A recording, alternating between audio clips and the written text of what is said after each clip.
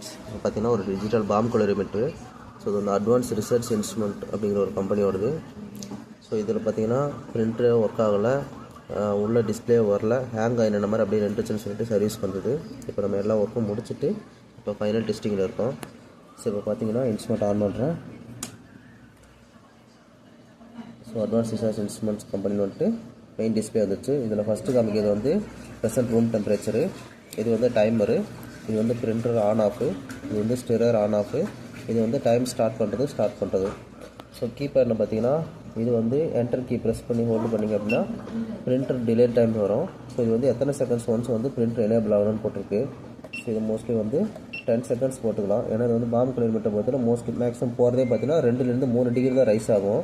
So அந்த வந்து particular டைம்குள்ளேயே நமக்கு வந்து அது ரீச் ஆகிடும். ஸோ அதனால் செகண்ட்ஸ் பேஸ்டு பிரிண்டிங் தான் வந்து பெஸ்ட்டு.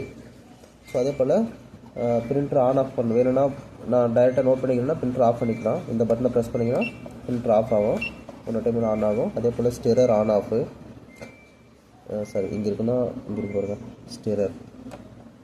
Stirrer ஆனு, stirrer off. இது வந்து பேப்பர் ஃபீட் பண்ணதுக்கப்புறம், பிரிண்டரில் பேப்பர் ஃபீட் பண்ணதுக்கப்புறம் இது வந்து பேப்பர் ஃபீடு வேறதுலேயே நம்ம வந்து அந்த ரிசல்ட் முடிஞ்சதுக்கப்புறம் அந்த பேஜோடு கிளிக்க முடியாமல் ஜஸ்ட்டு கொஞ்சம் பேப்பர் ஃபீட் பண்ணிவிட்டு அதுக்கப்புறம் கிளிக்கும் போது கரெக்டாக அந்த நம்பர் மட்டும் தனியாக இருக்கும். ஸோ இதுக்கு இது மாதிரி வந்துடும். ஸோ அந்த இது வந்து டைமர் வந்து ஸ்டார்ட் பண்ணுறது.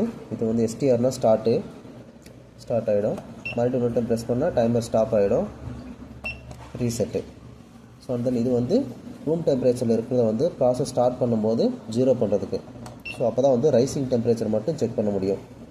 ஸோ அந்த இது வந்து நிக்ரோம் காயில் வந்து பாமில் செட் பண்ணதுக்கப்புறம் கண்டினியூட்டி ஒர்க் ஆகுதா இல்லைன்னு செக் பண்ணுறது, கண்டினியூட்டி டெஸ்ட்டு. அந்த இது வந்து ஃபயர் பண்ணுறது. ஸோ இப்போ வந்து பிரிண்டரும் ப்ராப்ளம் வந்து பிரிண்டர் கேட்ரிட்ஜ் மாற்றி பிரிண்டரோட இது கம்யூனிகேஷனை மாற்றி எல்லாம் பண்ணி இப்போ ஸ்டார்ட் பண்ண போகிறேன்.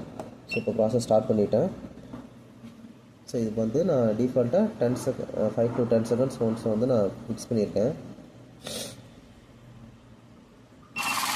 10 செகண்ட்ஸ் ஃபிக்ஸ் பண்ணியிருக்கேன். இங்கே பிரிண்டர் எனேபிள் ஆகி பிரிண்ட் ஆகிட்டுருக்கு.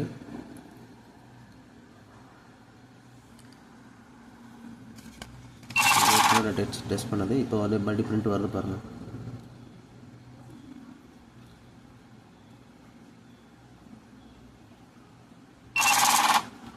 இப்போ பார்த்தீங்கன்னா இங்கே வந்து டெம்பரேச்சர் -10 சம்திங் அமைக்குது. இங்கே வந்து இப்போ இது பண்ண போகிறேன்.